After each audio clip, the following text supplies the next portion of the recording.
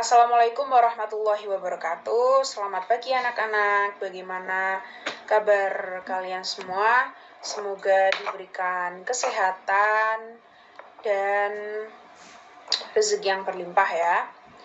Oke, salam sejahtera bagi kita semua. Semoga kita diberikan rahmat, sehat, rezeki dan ilmu yang berkah dari Tuhan Yang Maha Kuasa. Nah, agar kita diberikan kelancaran dan kemudahan dalam melaksanakan aktivitas, alangkah baiknya kita berdoa terlebih dahulu sesuai dengan keyakinan dan kepercayaan masing-masing. Berdoa mulai.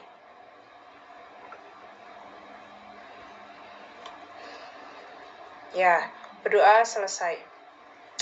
Baik, Ibu akan mengecek absensi, apakah semua hadir atau tidak ya. Yang pertama ada Cila Alia, hadir atau tidak? Ya, hadir, bagus. Lia Andini, hadir? Ya, hadir, bagus. Nia Karisma, hadir. Noah Saputra, hadir juga, ya, bagus. Rio Dewanto, hadir atau tidak? Teman-teman ada yang tahu di mana Rio Dewanto? Oh, Rio sedang pulang kampung ya. Ya, baik, kita doakan semoga diberikan kelancaran dan keselamatan sampai tujuan. Nah, untuk anak-anak yang lain, bila ada keperluan izin suatu acara begitu, lebih baik tetap mengirimkan surat ya ke sekolah, karena agar guru mengetahui alasan mengapa murid tersebut tidak mengikuti pembelajaran di sekolah, biar tidak dianggap alfa begitu.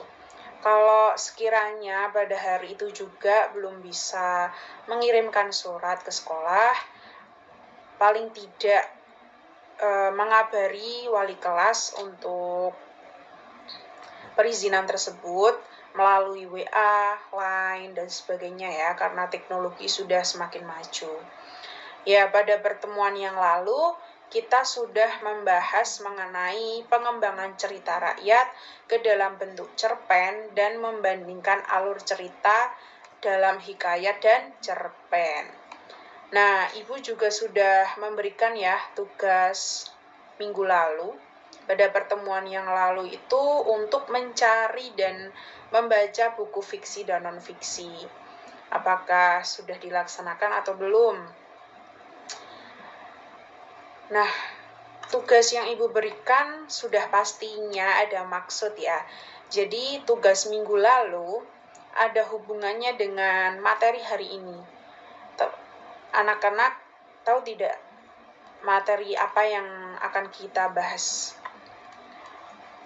Ya, materi yang akan kita bahas pada hari ini adalah ikhtisar. Ada yang tahu apa itu ikhtisar? Ya, nah sebelum Ibu memberikan tugas lagi, Ibu akan menjelaskan mengenai ikhtisar, agar kalian tidak bingung saat mengerjakan tugas tersebut ya. Nah, kita lihat PPT yang akan Ibu share. Sudah terlihat atau belum? Oh, sudah ya. Baik, sebelum kita memulai pertemuan pembelajaran hari ini, Ibu akan membacakan kompetensi dasar. Nah, kompetensi dasar KD 3.9 mengidentifikasi butir-butir penting dari 2 buku non-fiksi, buku pengayaan, dan 1 novel yang dibacakan nilai-nilai dan kebahasaan cerita rakyat dan cerpen. Lalu 4.9 menyusun ikhtisar dari 2 buku non-fiksi, buku pengayaan, ringkasan dari 1 novel yang dibaca. Nah, sekarang kita akan membahas mengenai ikhtisar. Apa itu ikhtisar? Ikhtisar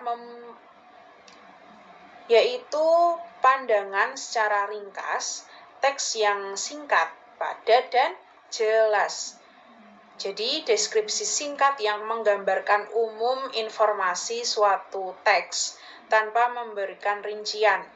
Penyajian singkat dari satu karangan asli yang tidak perlu memberikan semua isi dari karangan asli itu secara proporsional.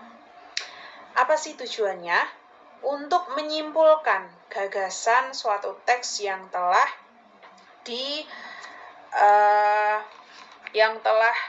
dibaca sebagai pemerjelas memberikan kesimpulan tentang teks yang dibaca. Selanjutnya,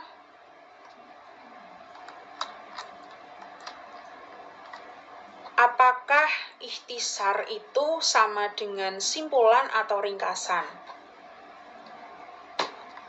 Anak-anak menyimpulkannya bagaimana? Apakah sama atau tidak? Nah, jawabannya adalah tidak, berbeda. Ikhtisar tidak bisa disamakan dengan kesimpulan dan juga tidak bisa disamakan dengan ringkasan. Berbeda dari segi isi pembahasan sampai strukturnya. Adanya ikhtisar membuat buku tersebut semakin ringkas karena bisa dibaca, dibagikan yang dianggap penting. Nah, di sini sudah Ibu tampilkan. Menurut KBBI sendiri itu, ikhtisar sebuah buku adalah pemandangan secara ringkas. Jadi yang penting-penting saja. Sementara pada simpulan hanya berisi hasil dari ulasan sebuah buku. Kemudian ringkasan sendiri berisi semua hal di dalam buku yang dijelaskan terstruktur mengikuti alur penyampaian buku oleh penulisnya. Oke, next. Nih, ada ciri-ciri ikhtisar buku. Yang pertama, tidak mempertahankan gagasan. Jadi, pembaca dalam menyusun ikhtisar memiliki penilaian subjektif. Apa saja yang dianggap penting dan perlu, maka akan dicantumkan dalam ikhtisar. Nah, jadi sehingga isi ikhtisar tidak selalu menyampingkan gagasan utama, dan hal ini justru sering disampingkan begitu. Yang kedua, bebas dalam mengkombinasikan kata-kata. Jadi, penulis ikhtisar memiliki kebebasan absolut untuk menggunakan kata apapun dan kondisi kata apapun juga. Lalu yang ketiga, bertujuan untuk mengambil inti. Dalam satu bab, misalnya pembaca akan menemukan hal-hal penting yang menjadi pokok pembahasan, sekaligus hal penting yang sifatnya sebagai informasi tambahan. Oke, selanjutnya kita membahas fungsi ikhtisar buku. Yang pertama, menghemat kata. Ya, ikhtisar memiliki kemampuan untuk menyampaikan suatu hal atau topik dengan kata yang sederhana dan jumlahnya terbatas. Seorang membutuhkan waktu yang sangat singkat untuk membaca ikhtisar dan sudah bisa mengetahui inti penting dari sebuah buku. Lalu ada yang kedua, mengembangkan ekspresi. Nah, gimana itu? Penulisnya bisa menyampaikan isi buku dengan ekspresi yang lebih mudah dipahami agar sebuah buku yang pada dasarnya serius begitu dan kemudian menggunakan bahasa cenderung kaku ya, menjadi lebih menarik dan mudah dipahami. Yang ketiga, memahami isi buku dengan lebih mudah. Ikhtisar yang menyampaikan poin-poin penting tanpa mengikuti struktur dan mempertahankan gagasan. Lalu yang terakhir, keempat, meningkatkan keinginan membaca. Jadi, dalam ikhtisar ini dijelaskan hal-hal penting yang diulas di dalam buku. Hal penting ini tentunya disampaikan dengan singkat, padat, dan jelas, karena itu sangat membantu ya bagi para pembaca. Lalu, gimana sih cara membuat ikhtisar? Nah, kita akan bahas ini. Yang pertama, pastinya membaca sebuah teks.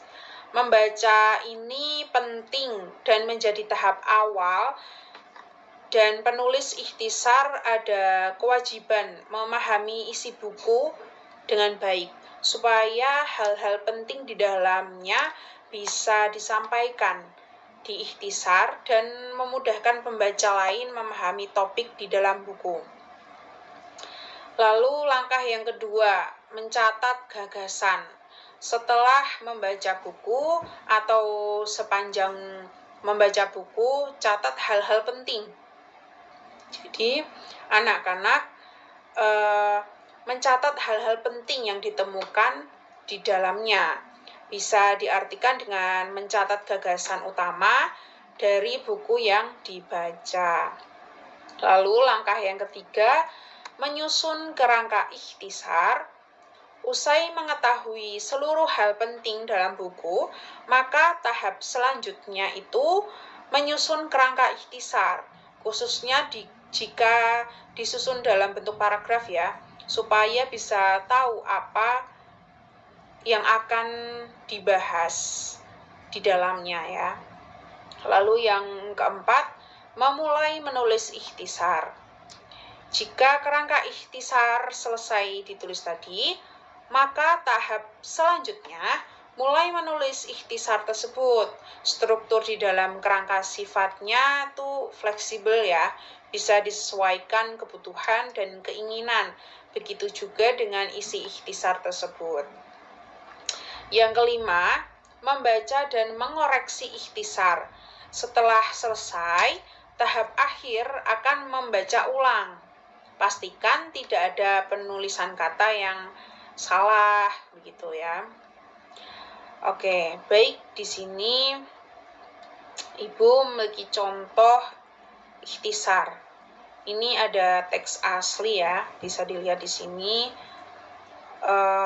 Ini sepertinya cerita Dayang Sumbi. Nah, ini bisa dilihat dari PPT yang Ibu sudah share ini. Nanti Ibu akan mengirimkan PPT-nya ya di grup kelas. Oke, sudah bisa dibaca. Nah, selanjutnya ini ada hasil dari ikhtisar, dari teks Dayang Sumbi ya. Jadi perbedaannya sangat terlihat. Tadi teks asli terlihat banyak sekali dan panjang ceritanya. Tapi setelah dibuat ikhtisar, maka akan lebih ringkas begitu, lebih mudah dipahami karena di dalam ikhtisar ini adalah poin-poin pentingnya. Jadi informasi pentingnya saja. Nah, kesimpulannya dari pembahasan tadi yang telah kita pelajari ya, kita bisa menyimpulkan bahwa ikhtisar memiliki bentuk yang lebih ringkas dibandingkan teks asli. Namun, kita masih bisa memahami alur cerita utamanya. Kalimat dan kata-kata yang digunakan pun lebih terlihat sederhana ya, dan dapat dimengerti dengan cepat ya. Lalu,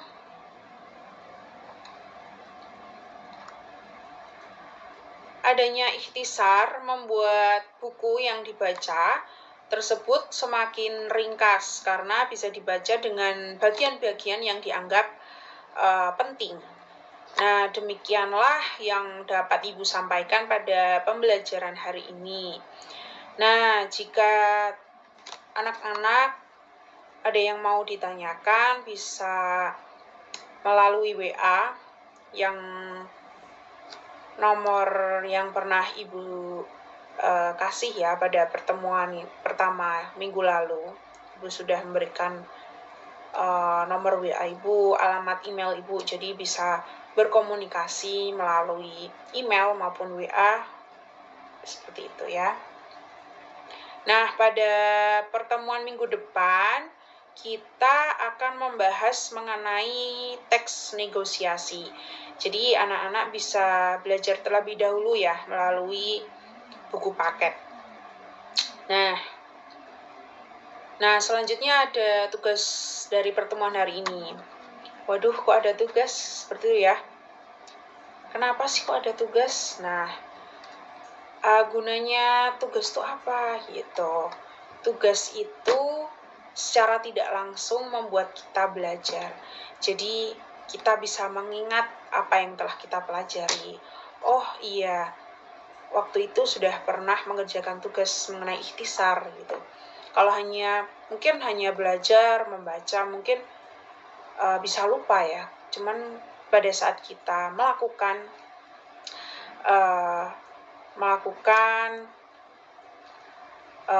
tugas yang telah diberikan, itu mungkin bisa menempel di ingatan kita, jadi tidak mudah lupa. Nah, terkadang ada pepatah juga yang berkata, tuntutlah ilmu hingga ke negeri Cina ya. Artinya, apakah kita harus ke negeri Cina untuk menuntut ilmu? Tentunya tidak ya. Apa sih artinya? Jadi tuntutlah ilmu sejauh apapun itu berada. Jadi dimanapun, kapanpun, kita bisa mengambil ilmu, mengambil hikmah, seperti itu. Jadi menuntut ilmu itu dengan ikhlas, agar kita mendapat berkahnya. Karena menuntut ilmu itu juga termasuk ibadah. Nah, jadi tugas kali ini, buatlah kelompok beranggotakan 3 orang.